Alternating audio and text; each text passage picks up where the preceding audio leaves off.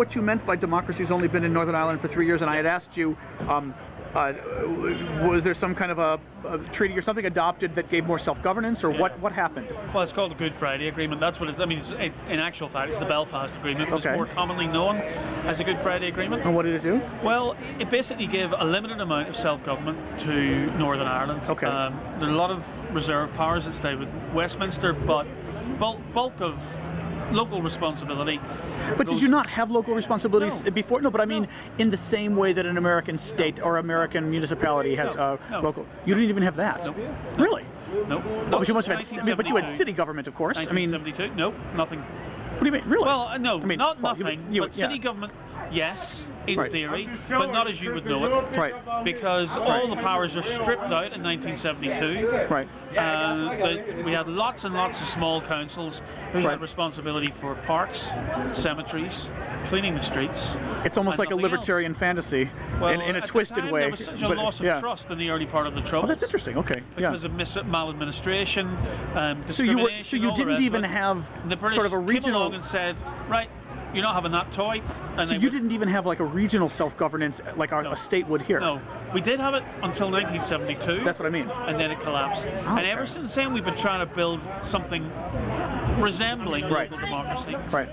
So wow. Okay. Now we have a whole political class who know how to fight elections, because we were having elections to constitutional conventions, aborted assemblies, all kinds of things. These guys are professionals when it comes to running elections. Right. They're complete amateurs when it comes to actually running a government.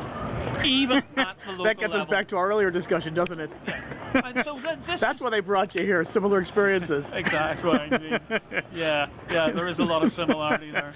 Hey, Obama is Irish, you know. So I believe. Remember, we discovered that. Yeah. It wasn't. No, it was Irish. Yeah. County Offaly, same as the T-shirt. Oh, there you go. But anyway, no, that's interesting. Okay, I did not realize the details. Yeah. So what you have in 1998 with the Good Friday Agreement is a promise to restart democracy. But it takes them 18 months to actually sit down in government together, even though they're all elected and we know who's going to be in what party, and everybody gets into the cabinet.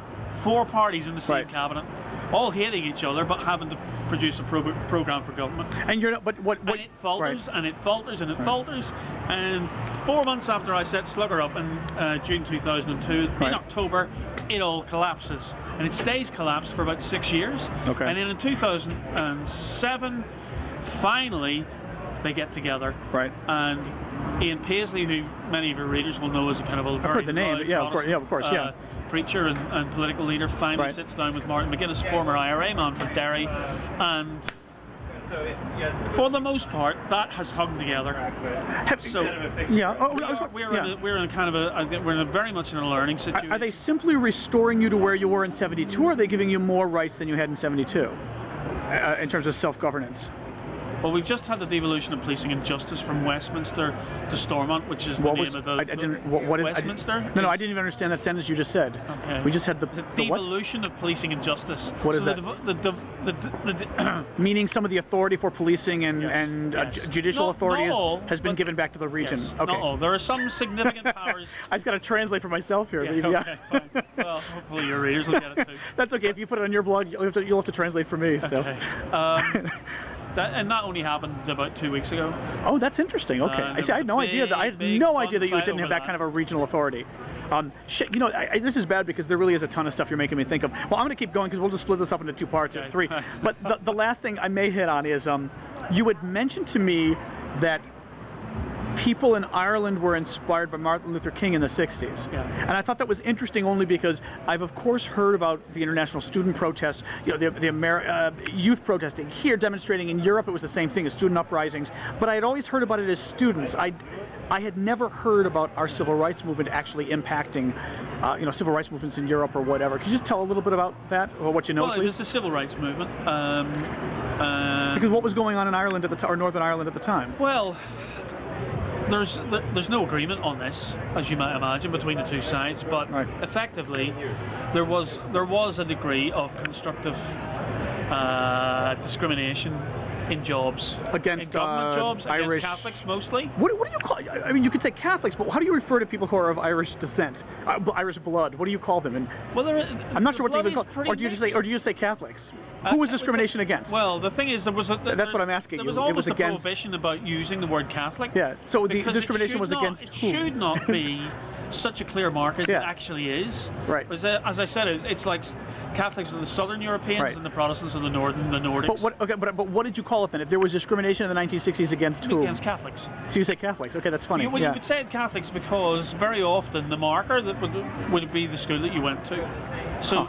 And most Catholics went to Catholic schools. Not all, but most Catholics went to Catholic schools. Right. And that was a really good way of actually working out what religion you were. Right. I mean, my mother tells a story about going for a job with some industrial firm as a nurse and being given the job, and then at the very end being asked, oh, I forgot to ask, what religion are you? What year is this? Confessing, this is in the 40s. Yeah. And she confessing that she was Catholic. And, oh, I'm terribly sorry. We can't give you the job because you're Catholic. Right. So it kind of tells you, there's a flavour, there was no aggression in it, and there was an apology that she had been offered a job when actually the job wasn't to be available. Right. Now, basically what happens, and about the 1940s, is free education comes in. Not free education, but education up to university level. Right. So the first Catholic generation who has benefit and access to university education. So basically the English, or I should say the British imposed a system of, what do you call it? Basically mandatory education for up to at least college level. Yes, okay. yes, for those qualified to get there.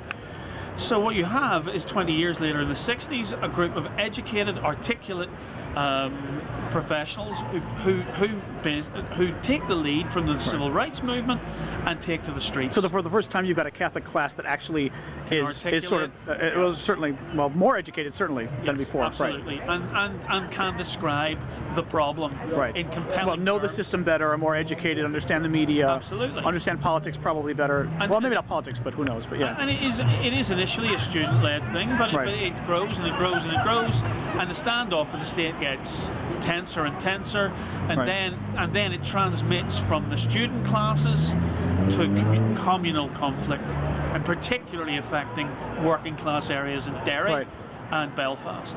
And from that, the state, well, some would say it reacted in the only way it could because cops were under-resourced, but there's an overreaction, and this is way too big of a... And the worst part is... 30 years of conflict. I was going to say, my readers who know the answer to this are going to find it naive that I'm asking, but I'm sorry, I just, I did not follow Irish politics in grad school or anything else. When did the whole IRA violence kick in? Or does that now kick back to... That gets complicated, but it's sort of... Because the violence obviously goes back a long time, I know about that, but... So it's hard to say. Well, I mean, historians are conflicted about exactly when it kicks off, but I was wondering if it was somehow linked to what was going on in the 60s as far as whether that then became a more violent period. Or not. Really, it only gets to a pitch in 1969, the summer of 1969. Now, there's trouble before that, and there's even killings earlier in the 1960s, but it doesn't really take off until 1969. Okay. The IRA then split, and the less aggressive wing is left behind by the provisional wing, and that happens in 1970. I'm laughing because some guy just came by. Some guy just came by and held his folder in front of his face, so he didn't tape him, and now I'm wondering who the hell he is. That's kind of funny. Anyway, go on. But yeah, so it really gets aggressive in 1971. Okay, so I mean, and what really kicks it off is the British government clamping down in response to some of the... Yes, but they introduce internment without trial, and that really blows it big. Right. And then we settle in, and then there's loyalist counter-violence. There's 1972. I remember as a 13-year-old was one of the most terrible years of the Troubles. The people just being killed every night. Right. One Catholic, two Protestants, 4 Catholics. Right. It kind of, it sort of escalates, and and then we just settle in for 20 to 30 years of conflict.